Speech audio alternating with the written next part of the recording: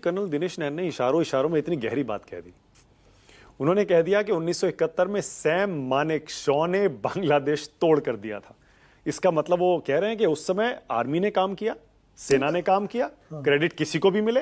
बहुत बड़ी बात कह रहे हैं कर्नल साहब। नहीं, कर्नल साहब बहुत संतुलित बात कह रहे हैं। उन्होंने दोनों नाम लिए, इंदिरा जी का भी नाम लिया और मानेकशॉ का भी नाम लिया, और दोनों नाम लेने भी चाहिए। कोई एक नाम से बात नहीं बनती है। फरवरी में इंदिरा जी युद्ध चाहती थी, जनरल मानेकशॉ ने कहा कि अभी टाइम नहीं है, हम सितंबर अक्टूबर के बाद लड़ेंगे। उनके अंदर कहने का साहस था और इंदिरा गांधी के अंदर मानने का हौसला था। तो ये चीज देखनी चाहिए।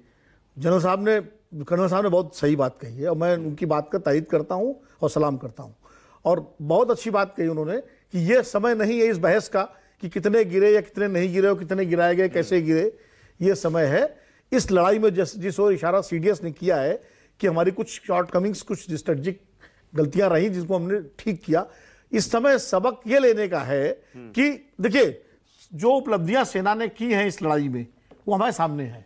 हमने उनके 9 आतंकवादी अड्डे नष्ट किए, उनके तमाम स्ट्रेटेजिक जो स्टेशन थे उन पे हमने, जब उन्होंने हमें अटैक किया, हमने रिटेलिएट किया और उनको हमने मजबूर कर दिया युद्ध विराम के लिए, घुटनों पर ला दिया। सारी चीज सामने है। लेकिन साथ साथ हमको ये भी सीखना है, आगे अगर कोई बड़ा इवेंचुअलिटी पाकिस्तान की तरफ से होती है तो हम कैसे उसका मुकाबला करेंगे। और हमारे, क्योंकि लड़ाई पाकिस्तान से नहीं होनी है, पाकिस्तान के साथ साथ पीछे चीन खड़ा हुआ है, तो आपको उस हिसाब से पूरी तैयारी करनी है। अभी तक हमारी डिफेंस पॉलिसी, माफ कीजिएगा और कर्नल साहब सहमत होंगे मेरी बात से, नेहरू जी से लेकर और आज तक हमारी इस डिफेंस पॉलिसी कोई ढंग की रही नहीं। हम पाकिस्तान सेंट्रिक डिफेंस पॉलिसी करते रहे। क्यों? लड़ाई खाली 62 में चाइना से लड़े थे। हमारी सारा कंसर्न पॉलिटिक्स एंटी पाकिस्तान, मतलब पाकिस्तान के खिलाफ पक्ष विपक्ष दोनों पाकिस्तान पर निशाना, मीडिया भी पाकिस्तान पर रावलपिंडी तक चढ़ जाएगा, वो चढ़ जाएगा। हमारा जो है बेसिकली मुझे लगता है हमें चाइना और ग्लोबल सिचुएशन जो इस तरह की है, जो सुपर पावर्स हैं उनको सेंट्रिक हमारी डिफेंस पॉलिसी बननी चाहिए और शायद सरकार उस दिशा में काम कर भी रही है, बना भी रही है। जी, ये जो आप कह रहे थे ना कि तैयारी और जैसा कर्नल नैन ने भी इशारा किया, शायद ये भी एक वजह है कि क्योंकि हमने लड़ाइयां लड़ी नहीं उतनी ज्यादा जितनी बहुत सारे, और शायद इसीलिए कुछ ये थोड़ा कहते हैं ना, देखिए 71 के बाद लड़ाई होती है कारगिल में, 99, वो भी लिमिटेड एरिया में, उसमें, और उसमें भी वो घुस आए थे, हम उनको निकालना था। मतलब वो पाकिस्तान, ये जो टैक्टिकल मिस्टेक्स वाली बात है ना, जी, तो हो सकता है कि क्योंकि हमें उतना युद्ध का अभ्यास नहीं है, रियल वॉर का नहीं है, हो सकता है इसलिए भी कुछ मिस्टेक्स होती हैं। कर्नल नैन शायद बेटर बताएंगे उसके बारे में। ऐसा नहीं है। देखिए, आर्मी हमारी फौजें, एयरफोर्स एक्सरसाइज करती रहती है और इस तरह के युद्ध अभ्यास चलते रहते हैं, तो उससे टैक्टिकल मिस्टेक जो कर्नल साहब ने कहा कि कई चीजें हम लोग कई बार इवेल्युएट करते हैं, वो उससे कम ज्यादा निकल जाती हैं, उससे टैक्टिकल मिस्टेक होती है। हमने मान लिया सोचा कि, जैसे मैं उदाहरण दे रहा हूं, जो जयशंकर जी का बयान था, इस पर विवाद हो रहा है, मान लीजिए हमने आतंकवादी ठिकानों पर निशाना साधा, सूचना डीजीएमओ के द्वारा दे दी गई कि भाई हम आतंकवादी अड्डे नष्ट कर रहे हैं, आप बाहर रहिए, आप इसमें मत आइए। ये हमारी पॉलिसी थी। ये लड़ाई कोई पीओके के लिए नहीं थी। ये लड़ाई पीओके लेने के लिए नहीं थी, ये लड़ाई आतंकवादी ठिकानों को नष्ट करने के लिए थी। सरकार का टारगेट उतना ही था और वही किया गया। तो डीजीएम, अब हो सकता है ये उम्मीद रही हो हमको कि शायद पाकिस्तानी सेना इससे अपने को अलग रखेगी, जैसे उसने 2 एयर स्ट्राइक और उड़ी स्ट्राइक में अलग रखा था। नहीं, अलग कहाँ रखा हो? नहीं, एयर स्ट्राइक में तो आ गए थे, वो रिटेलिएट किया था, पलटवार करने। सर्जिकल स्ट्राइक में शायद सर्जिकल स्ट्राइक उसको तो रिजेक्ट ही कर दिया था, उन्होंने रिजेक्ट कर दिया। एयर स्ट्राइक में आए थे, वो रिटेलिएट किया था, लेकिन उन्होंने जवाब भी दिया था जिसमें अभिनंदन पकड़े गए थे। तो खैर, तो शायद ये था, या इतना बड़ा रिटेलिएशन नहीं, तो हो सकता है वो, मैं एक अनुमान लगा रहा हूं, जानकारी नहीं है, हो सकता है वो असेसमेंट में हमसे थोड़ी सी चूक हुई हो और उसमें पाकिस्तान ने रिटेलिएट किया। तो इस तरह की रणनीतिक चीजें हो जाती हैं। मुझे लगता है कि सेना अपनी तैयारी और उसका अभ्यास, चाहे वो वायुसेना हो, नौसेना हो या थल सेना हो, वो पूरी तैयारी रखती है। और एक बात बिल्कुल सही है, जो मौजूदा गवर्नमेंट होती है, सेना उसके पॉलिटिकल विल और उसके निर्देश के अनुसार ही काम करती है। ये कोई ऐसा नहीं है कि सरकार कुछ चाहे सेना कुछ कर दे। कोई भी सेना जो है, और हमारी भारतीय सेना का तो रिकॉर्ड है भाई, वो पॉलिटिक्स से अलग रहती है, वो एक प्रोफेशनल, एक रेगुलर, एक शानदार आर्मी है, शानदार सेना। विनोद जी, एक कमेंट और छोटा सा, जो हमारे air chief marshal Amarpreet Singh बोले कि हमारी रक्षा खरीद के मामलों में जो डिले होता है, उससे मुझे उनकी पीड़ा सामने आ रही थी। अब जाहिर है रक्षा मंत्री राजनाथ सिंह वहां बैठे हुए थे, और ऑपरेशन सिंदूर टेक्निकली चल रहा है, उसके बीच इस तरह की बात करना, इसका मतलब ये बहुत बड़ा मुद्दा है विनोद जी। मैं कर्नल लैन से भी चाहूंगा इस पर बोले।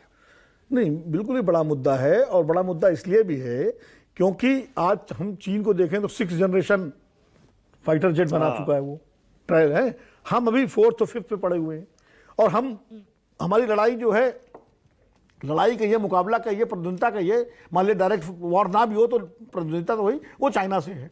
तो वो चिंता। दूसरी बात जो है, उन्होंने उसी में भी कहा कि अच्छा टैलेंट नहीं आ रहा है, एपी सिंह साहब ने भी कहा था, वो भी उनकी चिंता। और ये देखिए, पहली बार नहीं कहा उन्होंने, फरवरी में भी कहा था उन्होंने, याद करिए एक इस तरह का स्टेटमेंट। इसके पहले जनरल वीके सिंह जो आर्मी चीफ थे, उन्होंने चिट्ठी लिखी थी मनमोहन सिंह, उसमें प्राइम मिनिस्टर थे, कि भाई हमारे पास सिर्फ 1 महीने के लिए गोला बारूद है। तो सेना के तमाम चीफ, और बाद में जनरल वीके सिंह खुद सरकार का हिस्सा बन गए, उसके बाद वो चिंता पता नहीं कहाँ चली गई, भगवान जाने। लेकिन मैं कह रहा हूं कि ये चिंता हमारे सैनिक जो लीडरशिप है, हमारी डिफेंस जो मिलिट्री लीडरशिप, वो हमेशा व्यक्त करती रही है, और सरकारों को इस ओर ध्यान देना चाहिए। अब दे रहे होंगे, बल्कि अब जब ये अब तो देना ही पड़ेगा, दिया भी जा रहा है, दिया भी जा रहा है। सो कर्नल लैन, बिल्कुल सही समय चुना है क्या हमारे एयर चीफ मार्शल ने, या गलत समय चुना है ये बात कहने के लिए?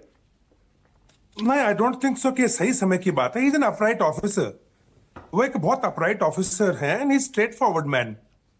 और उन्होंने जो है, जो देश के हिसाब से, जो वायुसेना के हिसाब से जो रिक्वायरमेंट्स हैं, देखिए मानक, हमारा युद्ध सिर्फ पाकिस्तान से नहीं था इस बार, टर्की भी इसमें शामिल था, और इसके अंदर चाइना भी शामिल था। अब इन सब के जो लास्ट डेज के अंदर हथियार आए, अगर आपको याद हो, इनके बख्तियार TB2 या बख्तियार यह जो ड्रोन्स थे, इसके टर्की के थे, PL-15 इन्होंने लास्ट 2 डेज के अंदर चाइना ने जो है J-15 और J-10C के लिए भेजी गई थी। तो मेरा कहना टैक्टिकल मिस्टेक का ये है कि हम जब प्रोब करते हैं एनिमी के साथ में, तो हमें ये नहीं पता होता उस टाइम पे, क्योंकि आमने सामने का युद्ध बहुत दिनों बाद हो रहा है ना, तो पता नहीं चल पाता है कि किस चीज के अंदर हमको कितना टैक्टिकल केयर करने का है, कहाँ पे क्या करना है। उसमें कुछ मिस कैलकुलेशन हो सकती हैं, ह्यूमन एरर हो सकते हैं हमारे से, और लड़ाई है ये, और उसके अंदर अगर छोटा मोटा 1-2 का कोई नुकसान हो भी जाता है, तो ये लड़ाई है, उसमें लेना पड़ेगा। अब रही बात, मैं दूसरा पॉइंट मानक मैं बता दूं जरा आपके, प्रॉब्लम क्या आ रही है। अमेरिका का पेंटागन डिसाइड करता है क्या हथियार चाहिए उनको और कितने टाइम में चाहिए। भारत के अंदर, हम सेना के अंदर, अगर आप मुझे परमिट करें तो मैं बिल्कुल ब्लंटली बात करना चाहूंगा एज ए सैनिक जी, हम सेना के अंदर से अपनी रिक्वायरमेंट्स फॉरवर्ड करते हैं MOD को, बिल्कुल, और ministry of defence has got 99% civilian of people. हमारी डिमांड्स 25-25, 10-10, 15-15 साल वहां सड़ती रहती हैं, और जब तक वो डिमांड पूरी होती है, दुश्मन अगली टेक्नोलॉजी पे चला जाता है और हम पिछले वाली पे चल रहे होते हैं। मतलब ब्यूरोक्रेसी, लाल फीताशाही, यही कह रहे हैं आप?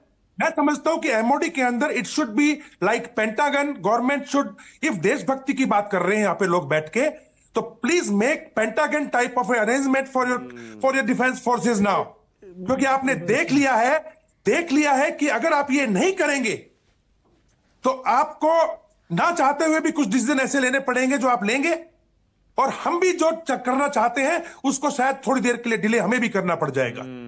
आज की तारीख में मैं यही कहना चाहता हूं कि जितने भी पॉलिटिकल पार्टीज हैं, Manak, I will request them, there are lot many gaps, बहुत गैप्स हैं। मैं कुछ नेशनल इंटरेस्ट के अंदर नहीं बोल सकता कुछ यहां बैठ के पब्लिकली, बट अब ये बेहतर ये होगा कि उसने ये ऑर्डर दिया कि नहीं दिया, उन्होंने उसको जवाब दिया कि नहीं दिया, उन्होंने हमने ये किया तो तुमने क्या किया, ये करने के बजाय अगर एक सर्वदलीय पार्टी बैठक करके डिफेंस फोर्सेस को एक ताकत देने की, एक अपनी ब्रह्मास्त्र बनाने की तरफ अगर आप लोग सोचें, तो शायद आप देशभक्ति की बात करें। ठीक है, बाकी राजनीति तो आप जितना विनोद जी कुछ कहना चाह रहे हैं?